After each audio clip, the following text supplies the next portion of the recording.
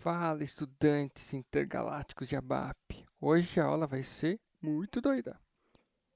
Continuando, vamos ao nosso conhecido report. É o primeiro e o primeiro será o último, talvez? Não sei. Vamos colocar aqui change. Aqui está o nosso programinha, lindo, fofo, gracioso. Aqui vamos fazer um pequeno ajuste nele. Vamos na barra OS16 para investigarmos um pouco dessa tabela SPFly. Vamos executar tudo. E digamos que aqui, na verdade, é uma pequena introdução à lógica de programação. A gente vai usar de novo o if para fazer com que o comportamento da listagem seja um pouquinho mais inteligente.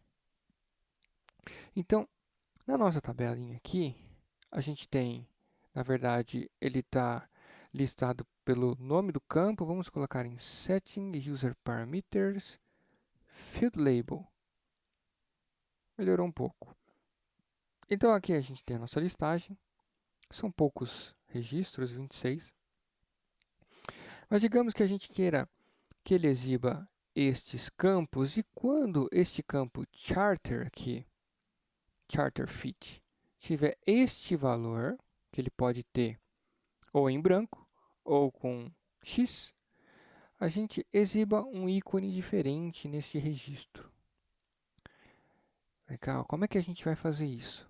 Primeiro, vamos achar um ícone, barra OSE16. Vou abrir uma outra tabelinha e vamos aqui na tabelinha icon. Esta tabelinha icon, aqui ele tem algumas restrições com o tamanho da coluna e o máximo número de registros. Vamos deixar aqui em branco e vamos processar. Olha que interessante.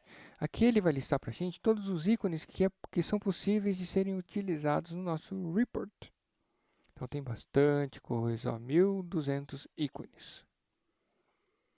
Então vamos fazer que quando tenha charter igual a x, a gente coloca... Aqui vocês podem escolher qualquer um, tá? Eu vou escolher, por exemplo... Deixa eu pegar um ícone bem fofinho. Ah, que bonitinho. Icon header.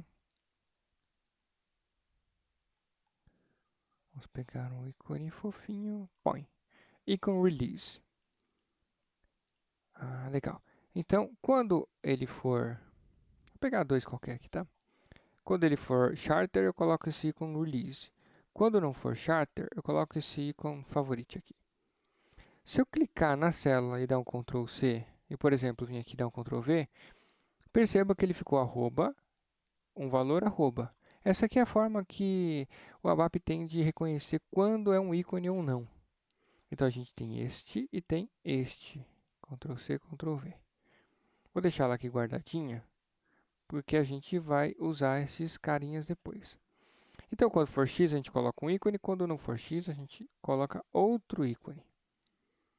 Então aqui no nosso programa, nessa parte onde o size BRC é igual a zero, ou seja, ele encontrou registros, ele vai fazer um loop, a gente vai mudar um pouquinho essa questão. Neste write aqui, que ele exibe, a gente vai colocar um conceito, na verdade, tanto aqui como aqui. Um conceito que se chama chain, ou corrente. O que é isso? Essa aqui é uma forma de codificar menos. Então percebam que eu dupliquei a minha instrução principal aqui, select options, para este e para este. No caso, se eu estou duplicando esse select options, esse comando aqui, eu poderia fazer o seguinte, select options, dois pontos. Quando eu faço isso, o compilador ele vai esperar a possibilidade de eu encadear este argumento, este command aqui. E não ter que ficar toda vez replicando o mesmo. Porque se eu tivesse, por exemplo, uns 15 campos, olha que salada que ia ficar. Não é o caso, né? Então o que a gente faz? A gente coloca esse comando de chain aqui, a gente coloca vírgula e tira o próximo. Dessa forma, o código fica mais per printer, o código fica mais limpo, tá vendo? mais organizado e eu não tenho que repetir a mesma coisa várias vezes. Isso se dá com praticamente todos os comandos dentro do ABAP. Principalmente o write, que isso aqui fica bem bacana. Porque você vai ficar toda hora colocando esse write, é de matar, né? Então eu venho aqui, coloco o ponto, coloco a vírgula, e ele já vai saber que o próximo argumento depois da vírgula é o mesmo comando write. Isso aqui funciona da mesma forma. Agora, olha que interessante. Dentro dessa estruturazinha, tabela interna, a gente está fazendo loop dentro da tabela interna e jogando cada linha dentro da nossa estrutura. O que é a estrutura? É um conjunto de campos. Na verdade, a tabela ela é um conjunto de campos, só que com vários registros vira uma tabelinha. Perceba que ele está tudo linkado. Se eu venho aqui e dou um duplo clique nessa estrutura, Global Structure, certo? Global Work Area, na verdade. Venho aqui, ele vem para cá, ele é desse tipo. Se eu der um duplo clique, ele vai para a tabela. Então, a estrutura é um conjunto dos campos da tabela, ou um conjunto de qualquer campos, que a gente pode fazer também. Eu vou voltar aqui, voltar um pouquinho aqui. Então, eu vou colocar aqui uma verificação para quando aquele campo for X, ele vai colocar aquele ícone. Quando não for, coloco outro. O nome daquele campo, que eu acabei esquecendo, charter. Vamos colocar aqui user parameters. Ele chama FLType. Legal. Então, if global work area FLType igual a X. Na verdade, vamos colocar diferente. Veja que eu estou utilizando aqui a questão de estrutura campo. Dessa forma, eu consigo chegar exatamente no valor. E aqui eu vou explicar uma coisa que está recheado no ABAP. É uma questão um pouquinho, digamos, complicadinha, mas que é só uma questão de hábito. Eu vou verificar se este campo ele é inicial, ou seja, isInitial. O que quer dizer esse isInitial? Funciona assim, quando uma variável ela é declarada, ou no nosso caso, quando a gente faz essa declaração da tabela interna aqui, type standard table, e o compilador passa nessa parte do código, ele instancia esse objeto, ou seja, ele coloca na memória esse objeto. Mas como não existe nenhuma tratativa nesse objeto, ele está como se tivesse vindo ao mundo pela primeira vez, ou seja, vazio. Se a gente não colocar nenhuma informação dentro dela, ela vai nascer vazia. Então, ela nasce vazia e depois a gente alimenta. Quando a gente fala isInitial, é a mesma coisa de... Vamos colocar aqui. Como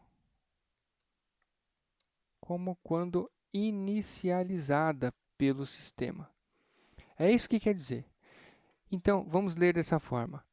Se este campo dessa estrutura isInitial, ou seja, se este campo dessa estrutura está como quando inicializada pelo sistema, ou seja, em branco, então este carinha, ele é do tipo, vamos dar uma olhada, vou salvar aqui, FLType, char. Então, na tabela, no campo, ele tem esse data element que a gente vai ver daqui a pouquinho. Ele é do tipo dataType, char1. Ou seja, ele é um campo caractere de uma posição. Vamos voltar aqui. Então, quando esse campo ele é declarado, ele está inicial, ele está como veio ao mundo. Ninguém colocou nenhum valor neste campo. Então, ele é em branco. Ele é como se fosse um pote em branco. Ele é um pote que cabe uma letrinha, só que como ele acabou de ser inicializado, esse pote está vazio. Então, quando a gente declara dessa forma, quando a gente coloca este comando isInitial, a gente tem que sempre entender essa ideia. Esta variável está como veio ao mundo quando ela foi inicializada pelo sistema, neste caso em branco. Se a resposta for positiva, a gente vai dar um write. Aquele nosso ícone. No caso, vamos na tabelinha de ícone que a gente escolheu, este carinha aqui. Icon release. Que é o primeiro que a gente fez lá no comando write, a primeira parte do programa. Else, no caso, se tiver qualquer outro valor lá, end if, a gente vai exibir, Ctrl C, Ctrl V, esta estrelinha fofinha aqui. Vamos dar um preprinter, que ele identa o nosso código. Vou ativar. Vou dar um breakpoint aqui. Vou processar e vou deixar tudo em branco. Como o range vai estar em branco, ele não vai colocar nenhuma restrição no nosso select. Pá! Vamos aumentar aqui. Então, olha que bacana. Ele vai começar o loop. Dentro dessa tabelinha, temos 26 registros, que são os mesmos lá. E aqui mais para o final, temos aquele campo FLType. Então, quando ele for, acho que o 6º registro aqui, no Japão, Osaka. Então, ele vai passar pelo primeiro registro, vai colocar aqui esta linha dentro dessa estrutura. Olha aqui, ó, preencheu aqui nessa estrutura. Então, nosso campinho aqui embaixo está FLType, em branco. Olha que loucura. Então, vamos verificar a condição if. Tudo com F5. If este FLType, vamos dar um duplo clique aqui, ele vem para cá. Olha, ele está inicial, ele está como veio ao mundo. Como quando foi inicializado. No caso, em branco. Ele está como foi, digamos, ele está como quando nasceu no código. É uma forma de colocar. Sim, ele está, ou seja, ele está em branco. Então, vamos dar esse write aqui. Legal. E depois dá outro write do Kanadi com Nadi. E pula a linha. Quando ele for na sexta, vamos ver aqui, 3, 4, 5, aqui, ó. Eu botei um breakpoint aqui, nesta linha, e fui dando F8. F8 ele tenta sair e processar tudo. Mas como ele está nesse laço, a cada F8 que eu dou, ele vai parando aqui. Mas você pode ir no F5 também. O FLType agora é X, ou seja, ele não está como veio ao mundo, quando foi inicializado. Então, ele é isInitial, como inicializado? Não. Ele vai cair aonde? Aqui. Então, esta é a característica já de um dos principais comandos e o standard está lotado. Se você não entender bem o que é esse isInitial, vai ficar muito confuso quando for debugar alguma coisa standard.